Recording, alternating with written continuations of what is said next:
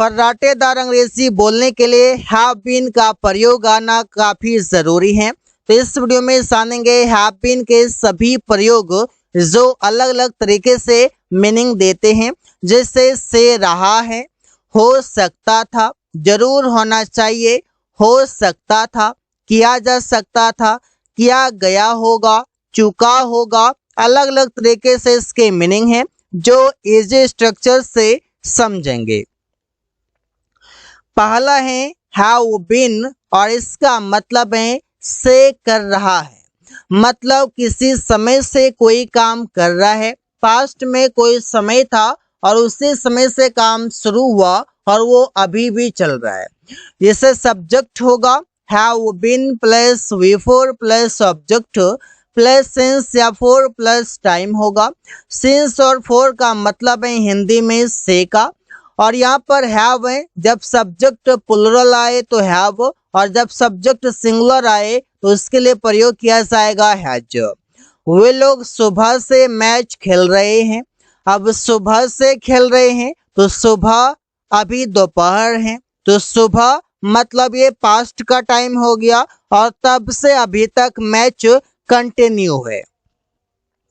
They have been playing the match, वे लोग match खेल रहे हैं सिंस मॉर्निंग, सुबह से। जो भी समय आपको देखने को मिलता है वॉच और कैलेंडर में, उसके साथ तो सिंस और बाकी के साथ फोर का यूज करते हैं। जैसे कि आप बोलते हैं 2 घंटे से, 5 सालों से, 10 मिनटों से, इन सभी के लिए फोर। प्रिया 2 घंटे से खाना पका रही है। Priya has been cooking food for 2 hours. यहाँ पर प्रिया सिंगुलर है, इस वजह से हैज है। अगर मैं यहाँ पर यू कर दूं तो इसके साथ हैव आ जाएगा। You have been cooking food for 2 hours. यहाँ पर ऐसे हो जाएगा। अब ये तो इसका पहला मीनिंग है। अगर मैं दूसरा बात करूं तो यहाँ पर से है, इसका भी आ जाएगा। जैसे वो 2 सालों से दिल्ली में है, यहाँ पर कोई एक्शन नहीं है, तो यहाँ पर सेंटेंस बन जाएगा ही हैज बीन, वो है इन दिल्ली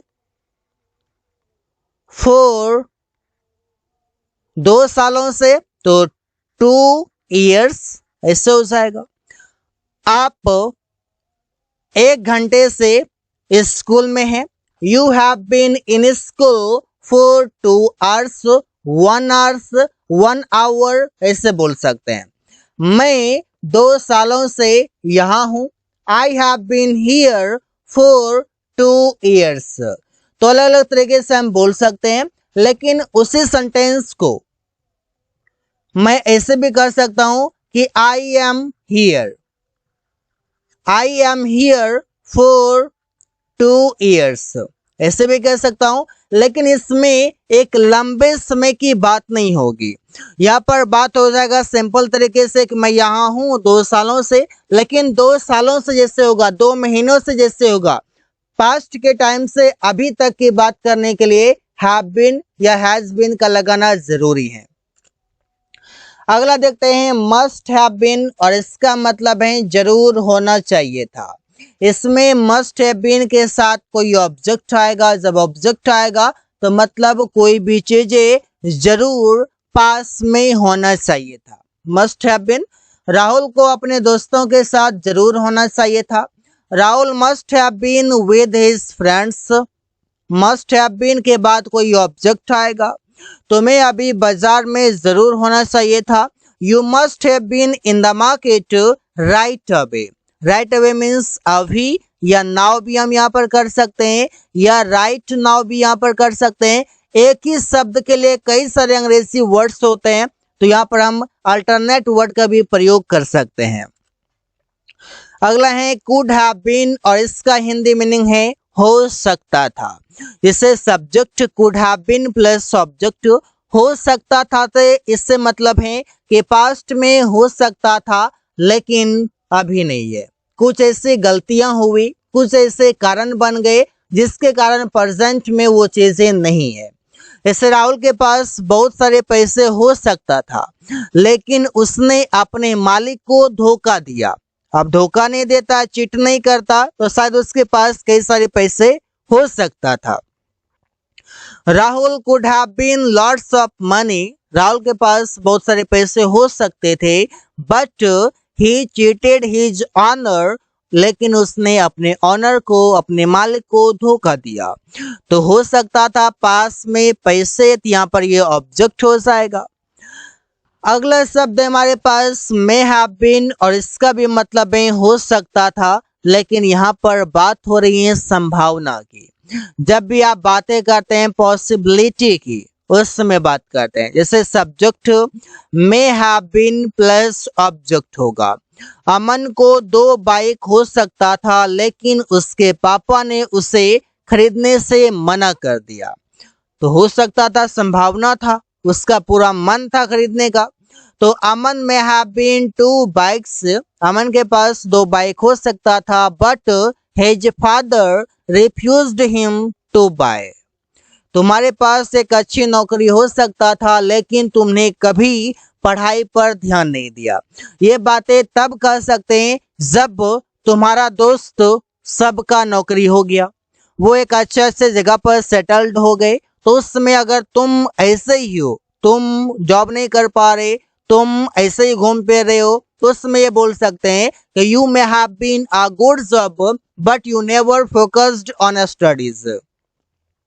यहाँ पर हम आसानी से बोल सकते हैं सेंटेंसेस, क्योंकि यहाँ पर संभावना की बातें हैं कि तुम्हारे पास हो सकता था, क्योंकि तुम्हारे साथ पढ़ने वाले सभी लोग एक अच्छे जगह पर एक ऐसी नौकरी लेकर सेटल्ड हो चुके हैं। अगला शब्द है विल हैव बीन, और इसका मतलब है चुका होगा, कोई काम किया जा चुका होगा। अब जब कोई काम किया जा चुका होगा तो वो सेंटेंस पैसिव का होगा, इस वजह से सबसे पहले ऑब्जेक्ट लिखाएगा। इसके बाद will have been plus V3 plus other word. जैसे सड़क बनाया जा चुका होगा, the road will have been built, will have been के बाद V3 आ जाएगा, और यहाँ पर हैव बीन का प्रयोग हो रहा है। अंग्रेजी बोला जा चुका होगा, English will have been spoken. तो यहाँ पर ऐसे सेंटेंस हम बना सकते हैं। तुम्हें पीटा जा चुका होगा, you will have been beaten.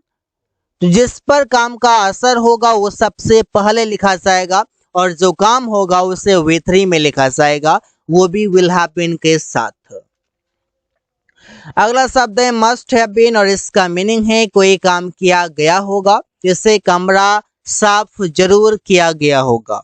The room must have been cleaned, कुर्सियां जरूर अमन के द्वारा तोड़ा गया होगा।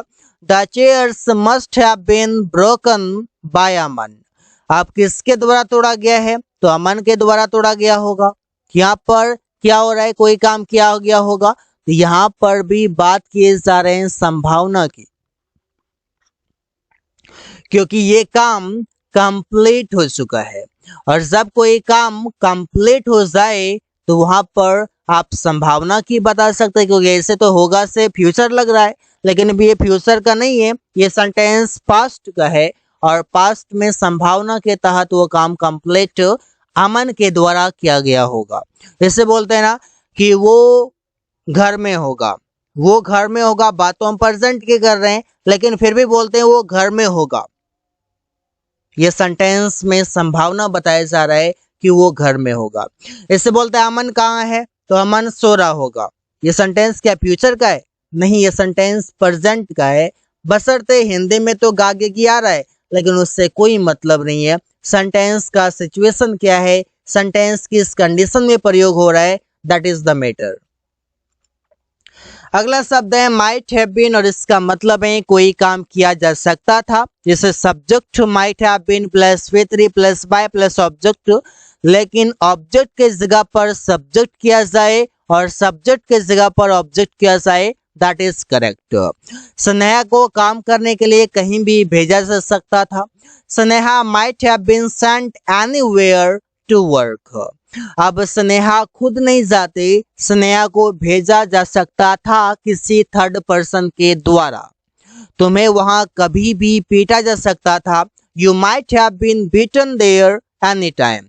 You might have been beaten, तुम्हें पीटा जा सकता था देयर, वहां, एनी टाइम, कभी भी। यहाँ पर ऐसे सेंटेंसेस बनाकर the more you practice the better you become, so always try to focus on practice and the more you practice you can be able to fluent because practice makes a man perfect। अगला शब्द है would have been और इसका मतलब है कोई काम किया जा चुका होता। ये कब की बातें करेगा? तो ये बात करेगा पास्ट के कि ये काम किया जा चुका होता।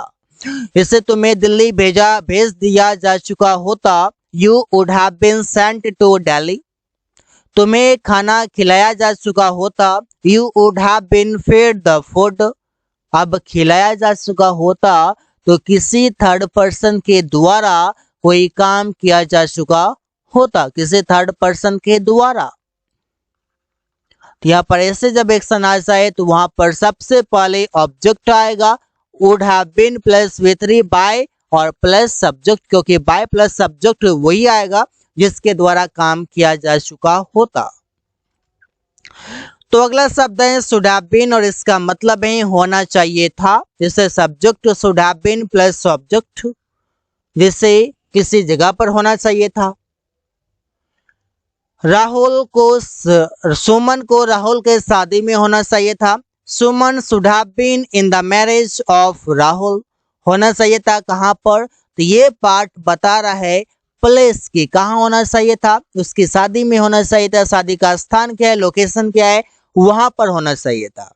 हमें अपने घर में होना चाहिए था। ये घर में होना क्या है? ये भी तो लोकेशन है। तो लोकेशन जब भी हम बता रहे हैं तो वहां पर बोलते हैं we should have been at our home. हम लोगों को अपने घर पर होना चाहिए था। तुम्हें बाजार में होना चाहिए था, उसे स्कूल में होना चाहिए था, अमन को कोचिंग में होना चाहिए था। तो ऐसे सेंटेंस हम आसानी से बना सकते हैं और प्रैक्टिस कर सकते हैं। तो so guys, thanks for watching, that's all for today.